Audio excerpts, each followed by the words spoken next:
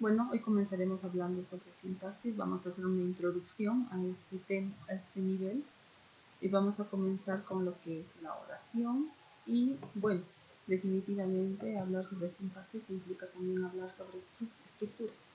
La sintaxis es aquella que se encarga del estudio de la oración, y la oración, como bien sabemos, está considerada por la lingüística, la gramática, como una unidad clave. Sabemos que para llegar a lo que es la oración vamos a ver lo que son los grafemas. El uso de los grafemas que vamos a ir trabajando van a permitir formar sílabas, las sílabas palabras, las palabras frases u oraciones, y las oraciones textos completos, ¿no? Textos de diferentes tipos de acuerdo a la intencionalidad que tenga el hablante o el emisor.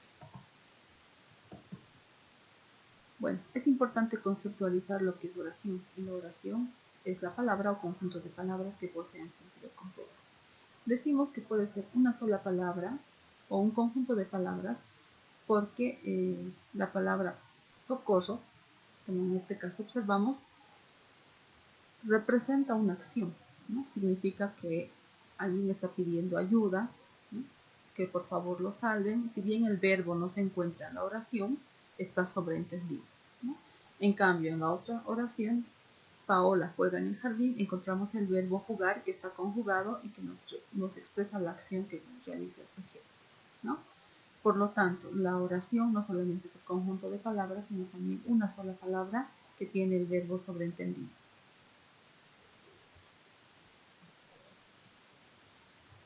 Las personas utilizamos oraciones comúnmente para poder expresar nuestros sentimientos, emociones, experiencias, informaciones. Es decir, que utilizamos las oraciones para poder comunicar, ¿no?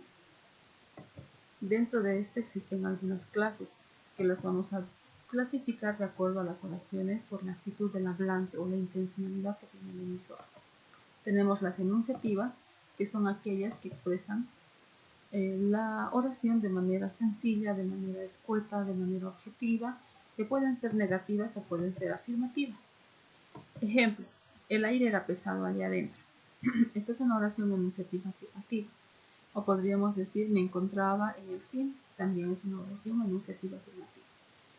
Nadie me ayudó nunca. Esa sería una oración enunciativa negativa. Si nos damos cuenta, no hay ningún tipo de emoción. Simplemente de forma sencilla se expresa aquello que el emisor lo desea decir. Pueden ser también interrogativas, donde el hablante pregunta algo y espera una respuesta, ¿no? Estas oraciones pueden ser indirectas o directas. Directas las podemos identificar porque llevan los signos de interrogación, como en el ejemplo. ¿Cuántos faroles se apagaron? ¿Qué día es hoy? ¿Qué hora es? ¿Cómo te llamas? Que son preguntas que vamos haciendo, ¿no? Y pueden ser indirectas porque en medio de la conversación o en medio del texto pueden aparecer, pero no llevan los signos de interrogación. Quiero saber cuántos faroles se apagaron. Este sería un ejemplo de una oración interrogativa indirecta. Encontramos también oraciones exclamativas que nos ayudan a expresar emociones, ¿no? Que pueden ser de ira, miedo, asombro, gusto. Generalmente estas oraciones van entre signos de admiración, como qué malo, qué lindo día, qué buena persona, ¿no? Tenemos oraciones imperativas o exhortativas que nos ayudan a expresar mandato, orden e incluso en forma de súplicas, por eso lo que decimos exhortativas, como los ejemplos que tenemos. Vuelve pronto. De manera implícita es como decir vuelve por favor o vuelve pronto por favor. Estamos expresando un mandato, pero no tan dura, ¿no? Con cierta súplica. En cambio, no fumen aquí es expresamente una oración en forma de mandato. Las dubitativas, que bueno, nos permiten expresar posibilidades o dudas, como es posible que se apaguen los faroles, tal vez hoy no venga, tal vez mi tía llegue, ¿no? Entonces, o posiblemente más tarde juegue. Entonces son dubitativas, nos expresan dudas. Las optativas o desiderativas, que son oraciones que nos ayudan a expresar el deseo del hablante, ¿no? El deseo que tiene el emisor, como ojalá hubiera más luz, quisiera que subiera la temperatura, ojalá mañana no llueva, ¿no? Son deseos que el hablante tiene y los expresa. Bueno, hablando de la estructura ya de la oración simple, vamos a definir que la oración simple es aquella que posee solamente un verbo, ¿no? Si en caso la oración, como habíamos visto anteriormente, solamente consta de una palabra, el verbo se encuentra sobreentendido. Pero en caso de que la oración lleve más de un verbo, es una oración compuesta, ¿no? Por lo tanto, vamos a definir que la oración simple es aquella que consta de un solo sujeto y un solo predicado. Aunque dentro de la estructura podemos encontrar oraciones unimembres como socorro, silencio, ¿no? Ayuda, que solamente cuentan con un miembro, o también las oraciones bimembres que tienen ambos, ¿no? Sujeto y predicado, o sintaxa nominal y sintaxa verbal. En este caso observamos la oración: Romeo y Julieta deciden sobre su felicidad, ¿no? Que es una oración bimembre. En la gramática tradicional decíamos que esta es una oración simple, ¿no? Una oración que simplemente tiene sujeto y predicado.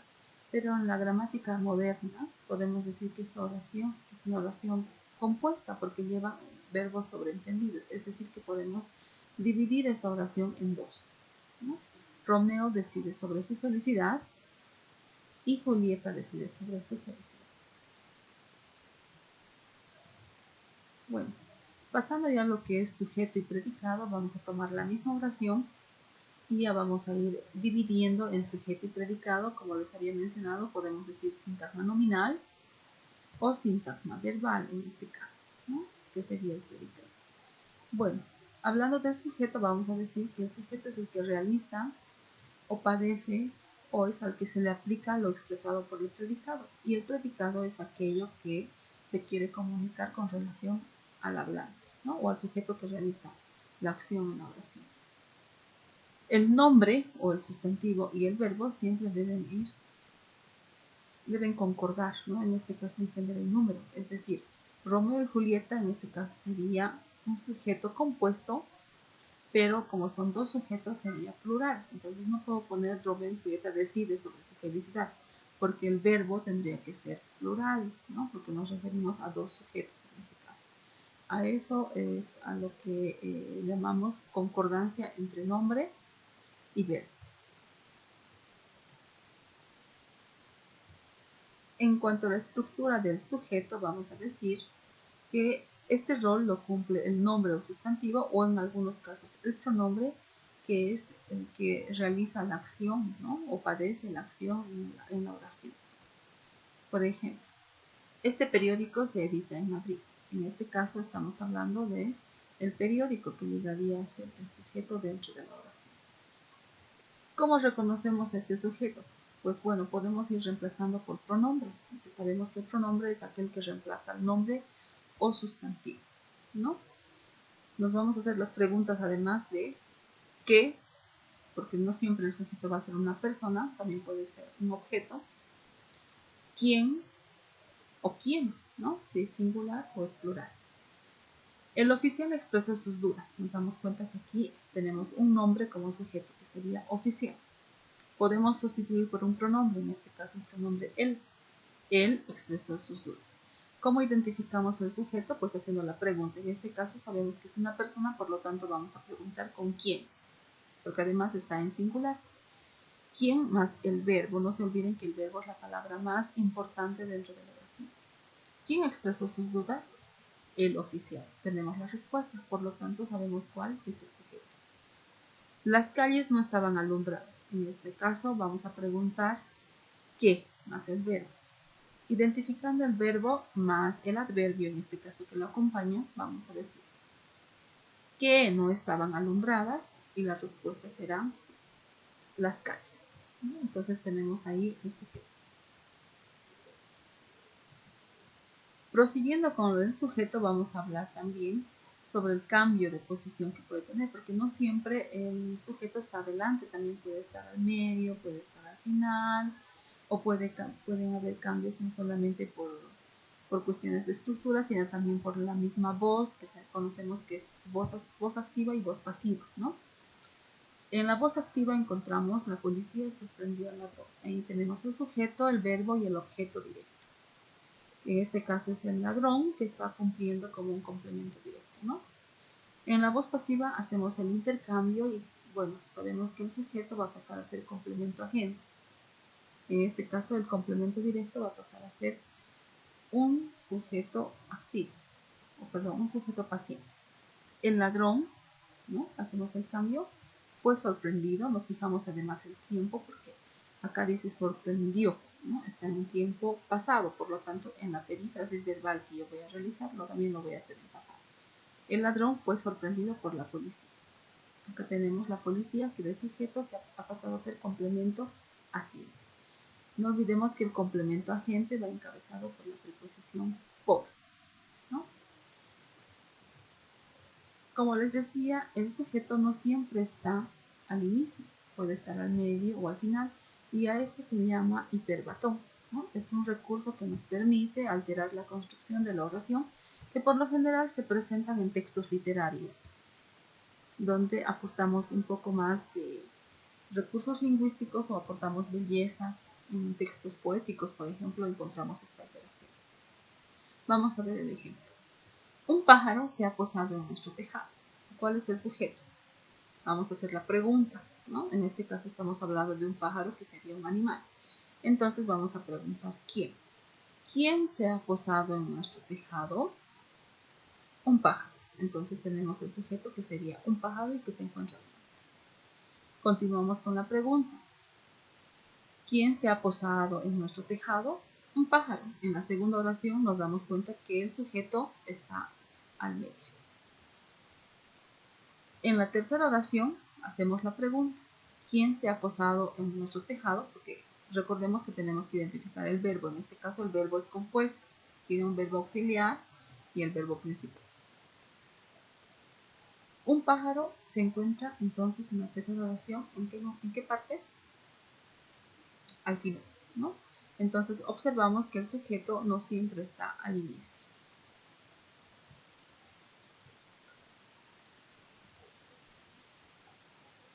Vamos a continuar con el sujeto, pero en esta ocasión vamos a hablar ya sobre las clases. Vamos a decir que el sujeto presenta ciertas diferencias dependiendo de la ausencia o presencia del mismo. Vamos a hablar de un sujeto expreso o explícito cuando el sujeto se encuentra en la oración, ¿no? Cuando podemos identificarlo en la oración. Por ejemplo, el nuevo presidente coordinará con los sindicatos. ¿Cuál es el sujeto? El nuevo presidente, ¿no? Porque preguntamos, ¿quién coordinará con los sindicatos? El nuevo presidente. A este se llama sujeto expreso o explícito porque se encuentra en la oración. Llamamos sujeto tácito o implícito a aquel sujeto que no está presente en la oración, pero que sí se lo puede sobreentender, como en la oración, comerán por la tarde. ¿Quiénes comerán por la tarde? Ellos o ellas. El sujeto no se encuentra, pero lo podemos sobreentender. Sabemos que hay alguien o hay varios que van a realizar la acción, ¿no? También vamos a ver las clases del sujeto de acuerdo a la cantidad de núcleos. Recordemos que en el sujeto el núcleo es el sustantivo o en algunos casos puede ser el pronombre. Sujeto simple, hablamos de este sujeto cuando el sujeto al cual nos referimos es solamente uno. En este caso vamos a preguntarnos, ¿qué es cada vez mayor? La contaminación del agua. El sujeto en este caso sería la contaminación o el agua. ¿Cuál de los dos? Pues hablamos de que cada vez es mayor el agua o cada vez es mayor la contaminación. Hay que hacer un análisis en este caso. Haciendo un análisis nos damos cuenta que lo que es cada vez mayor es la contaminación y no así el agua. Entonces diremos que tiene un núcleo que sería contaminación, ¿no? Que sería el núcleo del sujeto o del sintagma nominal. En una próxima clase veremos lo que es del agua, que llegaría a ser el modificador indirecto, pero lo vamos a analizar posteriormente. El sujeto compuesto. Vamos a hablar de un sujeto compuesto cuando encontramos dos núcleos en el sujeto, como en este caso. Guido y Pedro llegaron ayer. ¿Quiénes llegaron ayer? Guido y Pedro. Tenemos el núcleo Guido y el núcleo también en este caso Pedro, que son sustantivos que están funcionando como viendo ya lo que es el predicado, vamos a ver también que hay clases de predicado. que puede ser nominal o copulativo, ¿no? Vamos a ver que en el nominal el verbo tiene la función de unir al sujeto con el atributo que se dice. En este caso, en el predicado nominal o copulativo podemos encontrar los verbos ser, estar, parecer y sus conjugaciones, ¿no? Ana es una buena estudiante, ¿no? Él parece estar triste. Ellos se encuentran en la playa, ¿no? Entonces, observamos que los verbos generalmente son estos que mencionaba: ser, estar, parecer y sus conjugaciones. El predicado verbal es aquel que nos va a ayudar a identificar las acciones que realiza el sujeto. Por lo general, el verbo expresa acción en un 95%, ¿no? Entonces, la mayor parte de los predicados van a ser predicados verbales. Él compró un anillo para su amado. Ellos juegan en el patio. María cocina una rica lasaña. Entonces nos damos cuenta que son acciones que va realizando el sujeto y por lo tanto serían predicados verbales. Dentro de lo que es la oración vamos a encontrar también los sintagmas. Ya conociendo un poco más las categorías gramaticales, vamos a encontrar sintagmas que se van encontrando, como decía, de diferentes tipos, ¿no? Que pueden ser sintagma nominal, sintagma predicativo o verbal, el sintagma adjetival, el sintagma adverbial o el sintagma preposicional, ¿no?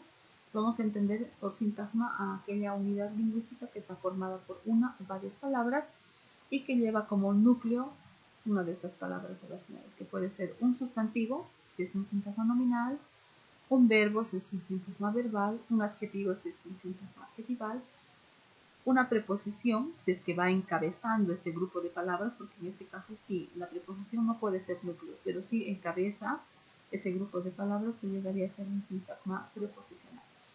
Y también podemos encontrar un sintagma adverbial donde el adverbio llega a ser el núcleo de ese sintagma o de ese grupo de palabras. Encontramos, por ejemplo, acá la oración: tu madre es muy buena, ¿no? Sintagma nominal, tu madre, el núcleo madre. Sintagma predicativo verbal, en este caso nominal, porque vemos que el verbo es el verbo ser, es. Muchos estudiantes vinieron a estudiar, en este caso encontramos el sintagma nominal, el núcleo estudiantes, y encontramos en el sintagma predicativo el núcleo del sintagma verbal, que sería vinieron, del verbo venir, ¿no? Si bien es una perífrasis verbal, vamos a tomarlo como un solo verbo.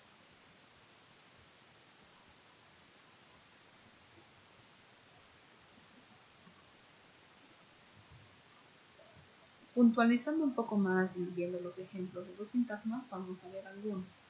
La casa, sintagma nominal. Grupo de palabras que son dos. Casa, sustantivo o nombre, que llegaría a ser sintagma nominal. David, una sola palabra, en este caso, que llega a ser un sintagma nominal y tiene el núcleo que es David. La libreta roja, sintagma nominal, es un grupo de palabras y el sintagma en este caso decimos nominal porque libreta cumple la función del núcleo. El río, sintagma nominal, vemos aquí río como núcleo. La silenciosa biblioteca del monasterio, sintagma nominal que puede desglosarse en otros sintagmas también, pero por el momento simplemente vemos que es un sintagma nominal y encontramos el núcleo que llegaría a ser biblioteca, pues es de la biblioteca de la cual estamos hablando en esta parte del predicado.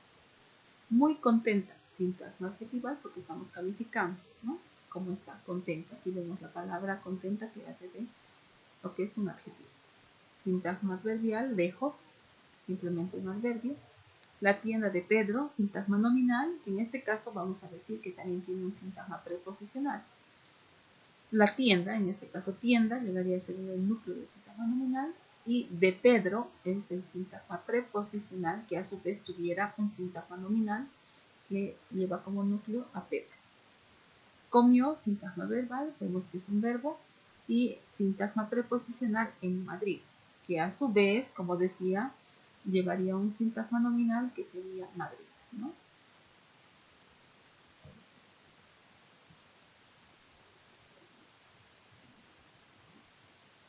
Viendo ya un ejemplo más concreto de este análisis sintagmático lo vamos a analizar en una oración. Vamos a ir viendo los diferentes tipos de sintagmas que encontramos, como decíamos, en esta oración. Vemos el sintagma nominal y el sintagma predicativo. Las primeras personas de la fiesta observan los cuadros de la casa. Aquí vamos a ver que está dividido, clasificado con dos colores para identificarlos mejor. El sintagma nominal tiene los siguientes elementos, ¿no? Las, que sería un determinante. Primera, sintagma adjetival, que llegaría a ser el núcleo del sintagma adjetival, que es un adjetivo. Personas, que llega a ser el núcleo de ese sintagma nominal. De la fiesta, que es un sintagma preposicional, y recordemos que el sintagma preposicional siempre lleva otro sintagma dentro, ¿no? Que por lo general es el sintagma nominal.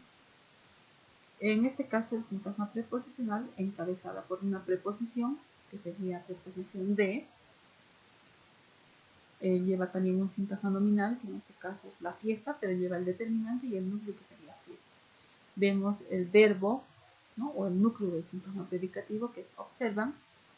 Encontramos sintagma nominal, los cuadros llegaría a ser el núcleo, y determinante sería los. Sintagma preposicional, como decíamos, encabezada por una preposición, en este caso de la casa. Preposición, encontramos sintagma nominal, la casa, ¿no? Determinante y su núcleo.